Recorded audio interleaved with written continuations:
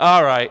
So since the beginning part is just kind of introducing myself and everything else, I am going to go move forward with that. The name of this talk, actually, let me just say, my name is Jason Scott. That's my proof. And the name of this talk is That Awesome Time I Was Sued for $2 Billion. It's not a fake title. I was sued for $2 billion, actually a little bit more. So don't worry, it's not a trick. This isn't going to be some CISSP bullshit. This is actually a real thing. Just saying. All right, anyway, so I run a site called textfiles.com, which is an archive of computer history. Started out pretty simple. I had a bunch of old computer bulletin board documents from when I was in my teens, and I noticed in around 1998 that there really wasn't a huge collection of them online, and this surprised me. So I put them online, and it got some press immediately, and it slowly grew in success. So people started to send me their old computer bulletin board stuff. I have to ask this now because it's 2009. When I say computer bulletin board, how many people know what I'm talking about?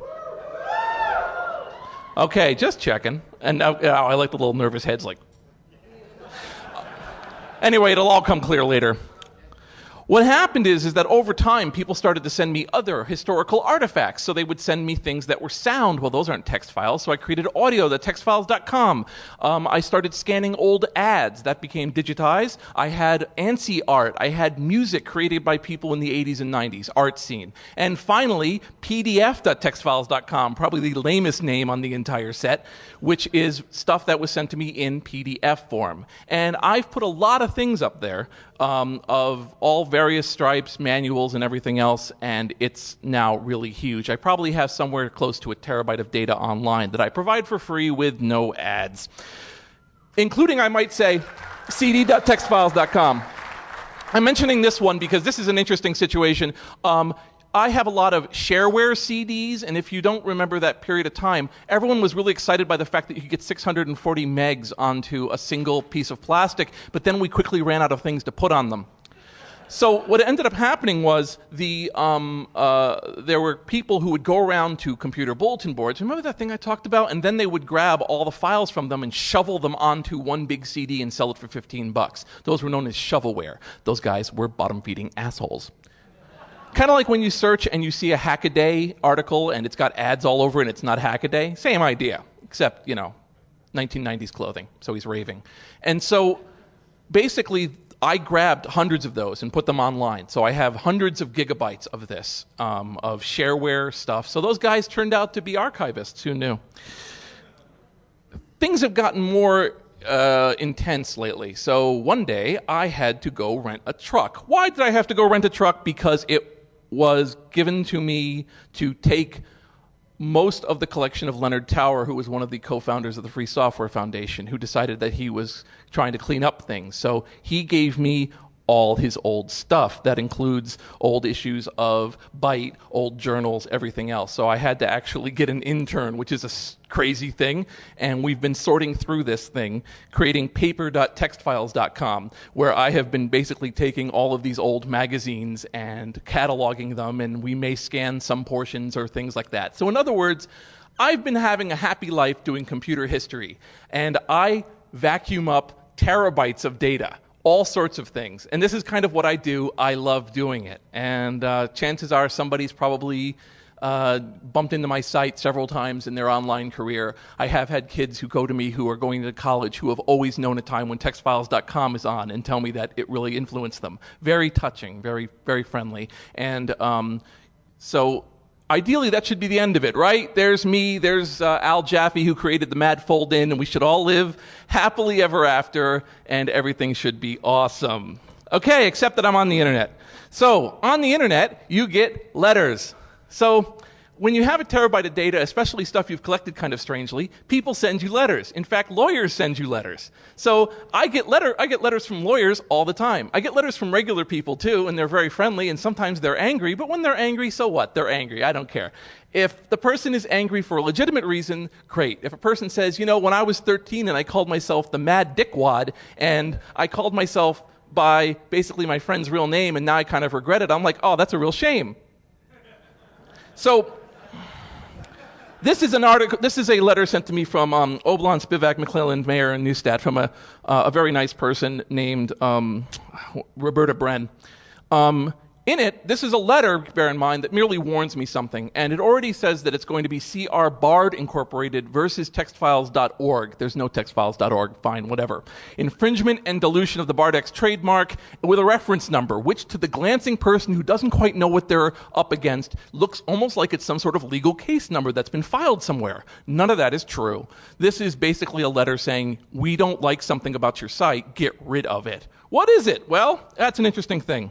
We have not received a response from you, and improper references to the Bardex mark used to refer to enema equipment continue to appear in several stories posted within your erotica section. In particular, inaccurate references to the Bardex appear in the stories An Interesting Saturday Night, Part 5, Lori's Last Day, and Pamela's Story.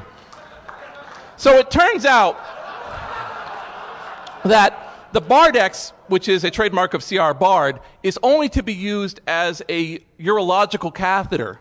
It is not to be used in enemas. Yet, for some reason, a wide variety of erotica fiction, and I want to point out that I have 7,000 erotic stories on my site, i.e., if someone's going to put something into anybody else in any way to enjoy it, I have a story in which they do it. So it stands to reason when you have this sort of quantum sex act that eventually somebody is going to go, I don't like the part where you took the 3 ponies and the ice cream cone, went into the ice cream truck and drove into a school. That doesn't really make me happy. And I'm like, just keep going, just keep going.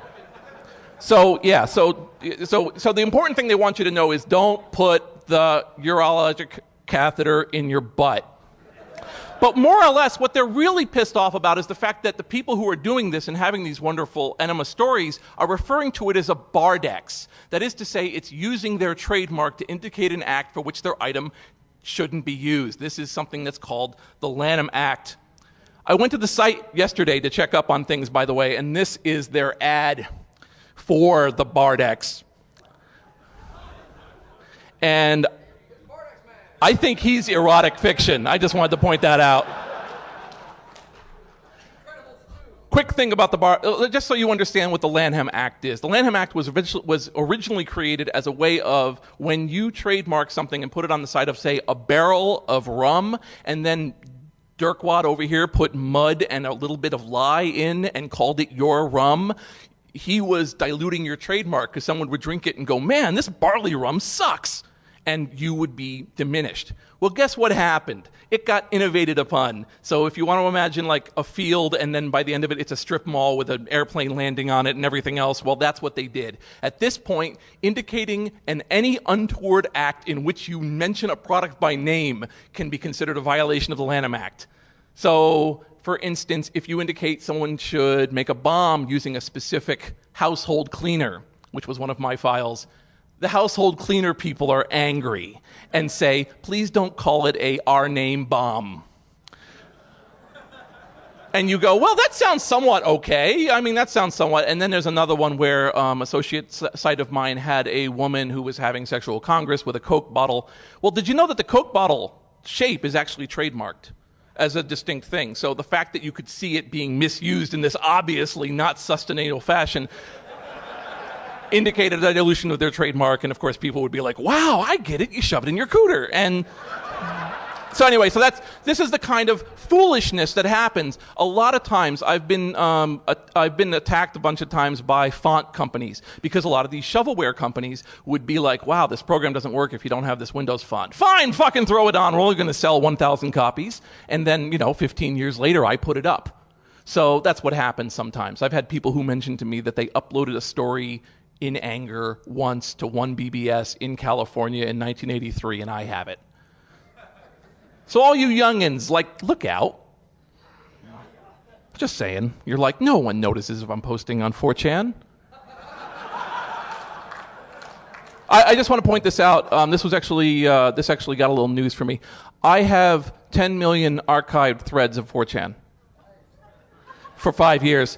I've been asked not to put it up publicly and hold it for good, and I will, and I am going to put it up. So I'm just saying, in the grand scheme of things, whatever you put up there, 20 years later, some idiot like me is going to come along. So I'm just saying, you know, you're going to be 40 and you're going to be like, oh, fuck, he was right. But sometimes I get letters in the mail, and mail letters are a little more interesting because that means the person still knows how to use the mail and that the person probably really wants me to know something. So when you get mail that says evidence, do not destroy, and it lists a court case, then you got to spend a little time with it, because in a world where you can be sued for misusing enema equipment, you might have something that's legitimate that you have to watch out for. So I started to get a lot of letters from this one individual. And as you can see, they are written in perfect crazy. Fluent crazy. That's actually, you know, I mean, yeah, notice the legal mail stamp? Just so you know, it's legal mail. So it was a notification of claimed infringement, which was, and when it says here by person, it doesn't mean they did the infringement. It says this is the person who made this. It's Paul Andrew Mitchell. As a disclaimer, I might be completely misstating everything about Paul Andrew Mitchell, but as far as I can tell, he is a fuck. So, Paul Andrew Mitchell, author and Damage Party, all rights reserved without prejudice. I don't even know what that means. So, one of the first letters he sent me was something called the Federal Zone Copyright Amnesty Program to all users. He started out with Dear Neighbors. I don't get it. So I understand that, like, the way this is written here, you're over there like, what the fuck does that say? I've summarized it for you. Give me $25, delete all your copies, swear an oath you did it. I no longer allow copies of my book for free. I'll go a little more details into the Federal Zone. The Federal Zone was a book that was written as a sold product. That is to say, he sold it on floppy disks. So this is around 1994, 1995. Its central thesis, I'm sorry to ruin it for you, spoiler alert, is that we exist based on some bizarre readings of the Supreme Court rulings that the only places that the federal laws truly have jurisdiction is over Washington, D.C. and a number of other federally assigned territories, and that a lot of other laws, including taxes, are not really valid. Therefore, you don't have to pay taxes. Sign, guy who had his bank account held for lack of paying of taxes. Just in case you're wondering what happened with the guy writing the book. So, the time that he started to write these letters to me, at one point he indicated that the Lanham Act permits triple damages. This is an interesting assumption. It's not true.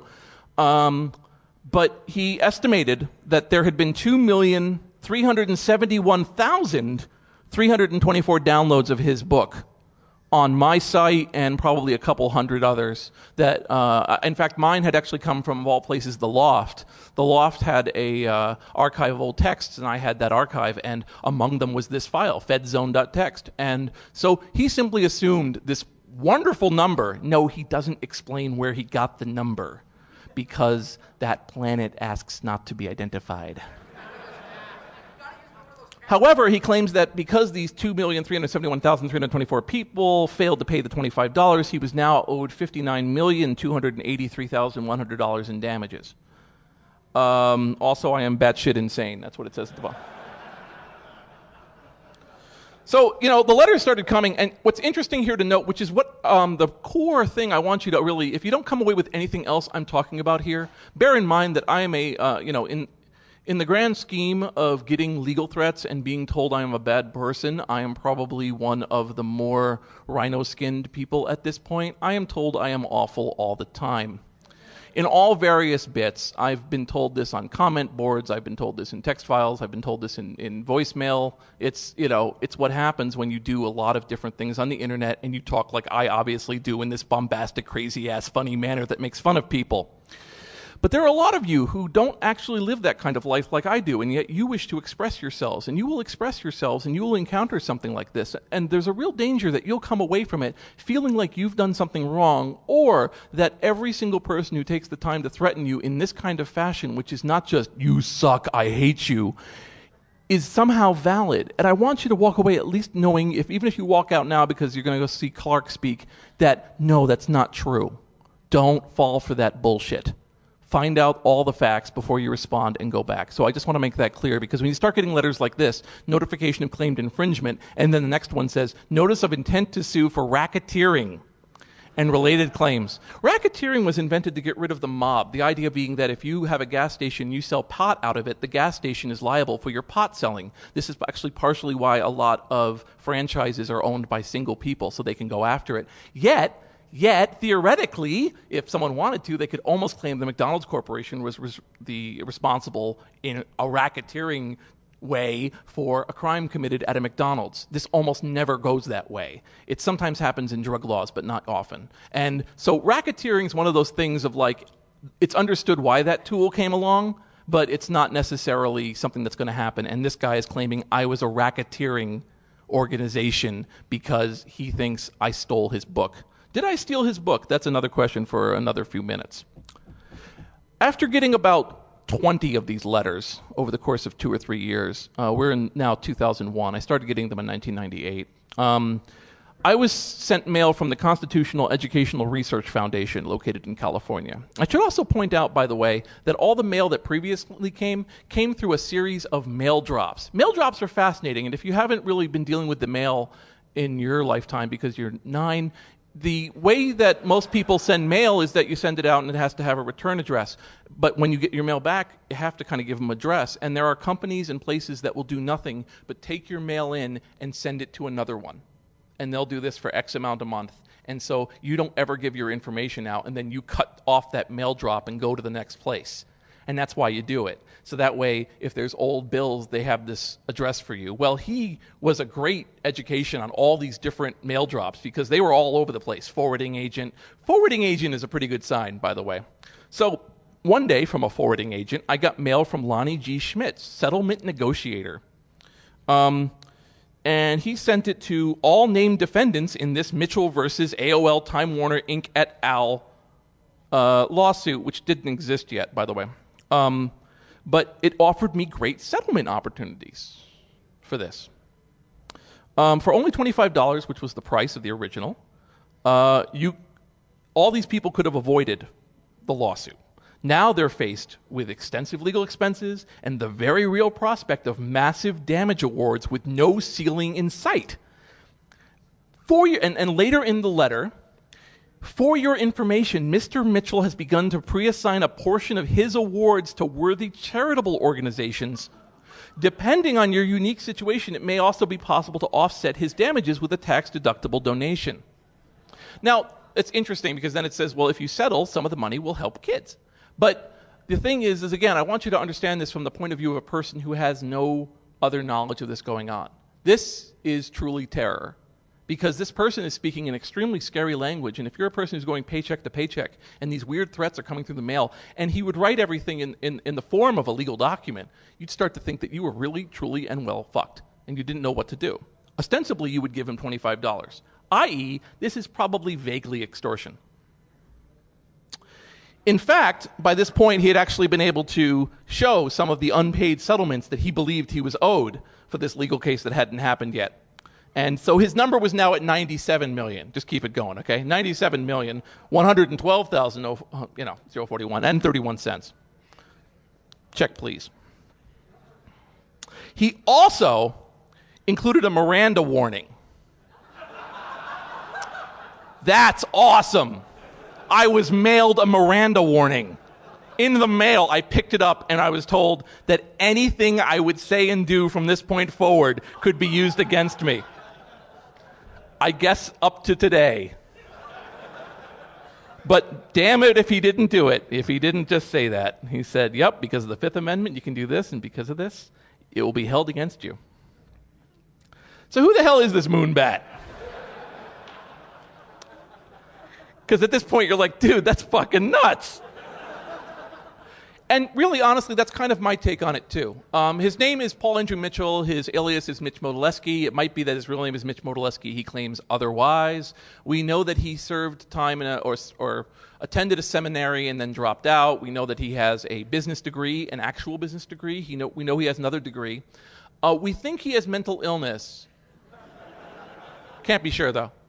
And at some point, he started really falling in with the fringe crowd. Joined up with the Freemen for a while, tried to be a representation with them. When they failed to pay him for something, but he thought he was owed, he claimed that they were government clones. trying to defraud him, so he started to go after them, which is a really dumb thing to do to men in cabins with guns, but fine, whatever. I guess that's why you have a forwarding agent. And he had invented this kind of interesting way of looking at the world in terms of a legal thing. And, I understand that some of this, for some people, you probably want Jennifer Granick in a bra and panties to read this to you to make it interesting legally, but I'm just saying that a lot of it, if you actually went down into these twisted logic tunnels that he had dug, they actually kind of made a sick sort of sense. A few times he kind of makes leaps that are a little bit too far for the current contemporary legal system, but it was an interesting thing to read up on. So he wrote this book and put this book out called The Federal Zone, of which I've already spoiled for you.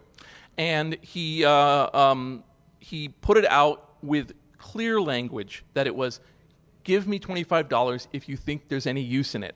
Since it is objectively useless, he didn't get much money. He then announced he was withdrawing it from the internet, and he did this by posting on some mailing lists. Again, this is 1997. There's a slightly different feel about the internet.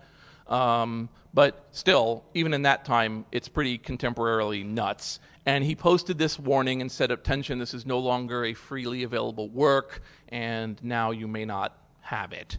And then he proceeded to send angry letters to more and more people, including America Online, who he said was hosting it on various servers, which they may have been, because they host a lot of stuff. And so he basically said, so AOL owes me money, and these 150 defendants, of which 120 were John Does, owe me money. Yeah. So now you know a little bit more about Paul. So one day a subpoena shows up.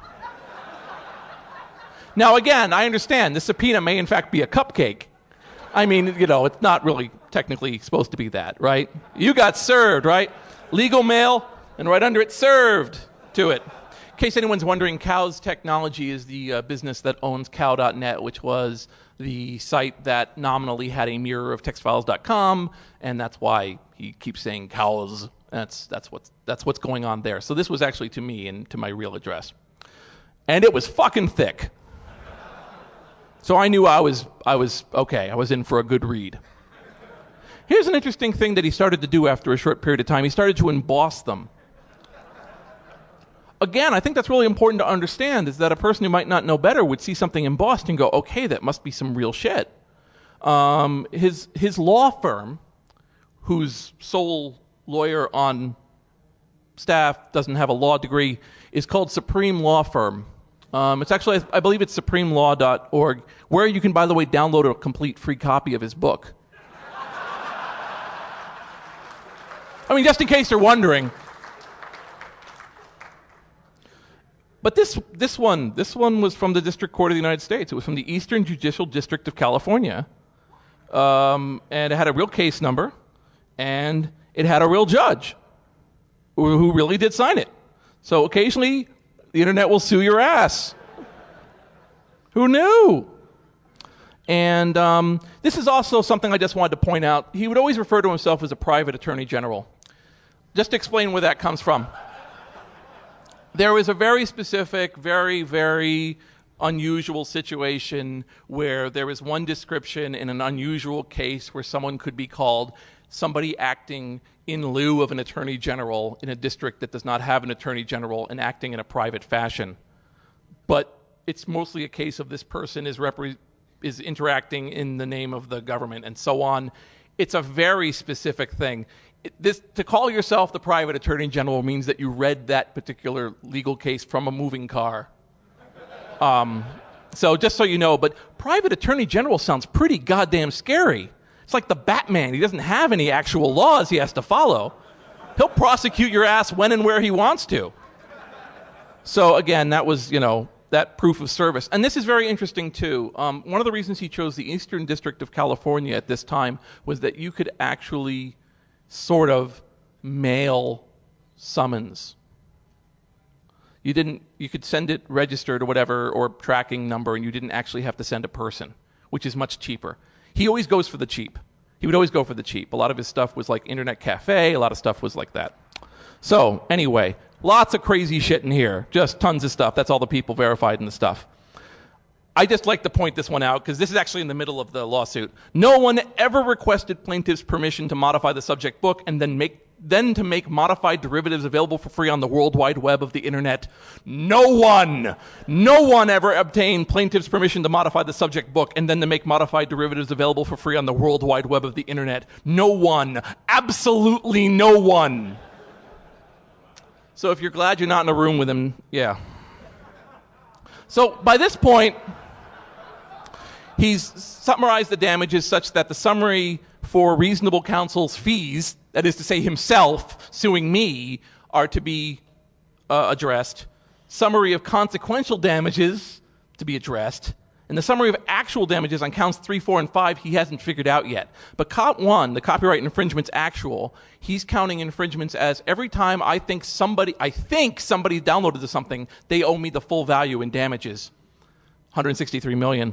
And Lanham Act violations, which again, under certain circumstances, treble, which may or may not be this case, suddenly it's 491. This gives him 655,200,000. And then he tacked on to it, again, going 3 times, by taking by the way, he figured out the punitive damages by taking the infringement damages and tripling them. He came up with $1.9 billion, and finally adding them back up again. All right, so that's critical, right? You got to understand, he took 3 eggs, threw together the eggs, and then ended up somehow with 6 eggs. 6 glorious Lanham Act violative eggs. Critical to understand. And he ended up with $2.6 billion. And I also just wanted to mention this, somewhere weird deep down there. Over a period of several months, time permitting, plaintiffs surveyed the entire internet using the Alta Vista search engine developed by Digital Equipment Corporation, now owned by Compaq. So that's like, 1997, he looked at the entire internet. All right. So here's the deal, okay? It was a real lawsuit. Bunch of us were named. He had the Supreme Law Firm. Now again, part of the problem here is that if you're alone, you almost think, oh my God, this maniac is somehow going to maybe get $1 billion from me. In your dark, you can sit there with your buddies, and when there's 1,000 of us in the room like there is right now, you can say, of course that's stupid bullshit. But the fact is when you're alone and you don't have anyone to talk to, you can feel really scared by that. Got it. So what you end up with there is we ended up banding together and creating the Supreme Gall mailing list. And Supreme Gall and us would pass along things he had sent, make fun of him, and otherwise come up with stuff. So of the 12 people on the Supreme Gall list who were all parties, 3 of us sent lawyers. I wasn't one of them. My lawyer actually advised that I should, but that's what a lawyer does, doesn't they? This lawyer says you should send a lawyer. This plumber says you need a plumber. This hooker says you need a hooker. Anyway, so they sent him along there, and of course he was insane. Wow, a second person to tell me I have 10 minutes. That means I have 20 minutes. So here's the deal, though. While he was pretty crazy during the actual lawsuit and said crazy things, what actually sunk his case, so don't do this, is during the court case, he upped the charges by indicating that we now owed interest on the original stuff that we owed.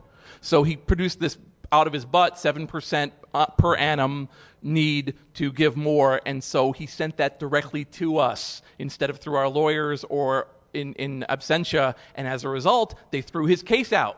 He then said that the judge was part of the conspiracy, said some awful things to the judge, and got declared a vexatious litigant, which means you are an asshole in the eyes of the court.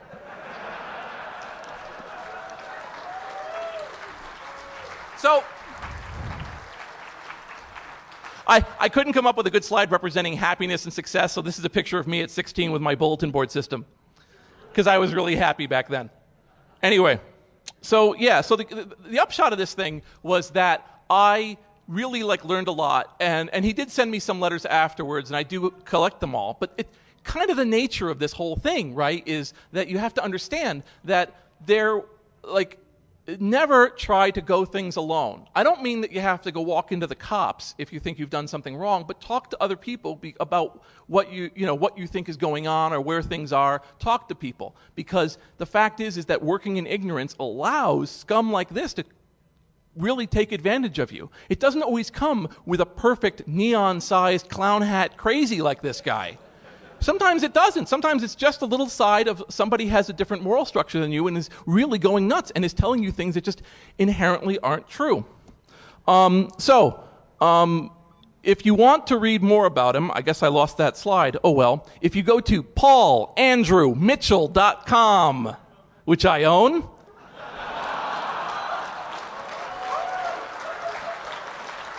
Don't call the two phone numbers. One of them goes to a Paul Mitchell hair salon. The second one goes to an abandoned insane asylum. But you can read all of these documents in all their glory and read all about him and get lots of information to see what crazy can look like. So anyway, here's a whole bunch of ways to reach me. Textfiles.com, my weblog's ascii.textfiles.com. I invite you all to visit the retro room, which I helped put together here, which has a functioning PDP-11 and a VAX. Please don't avoid that. Probably the last time you're going to touch that metal while it's on, or when it's not your bedpan. So anyway, and of course, feel free to follow my cat on Twitter, because people just love that cat. Anyway, so thank you again for going out, coming back in again, and putting up with the bullshit to talk and listen to me. Thank you so much.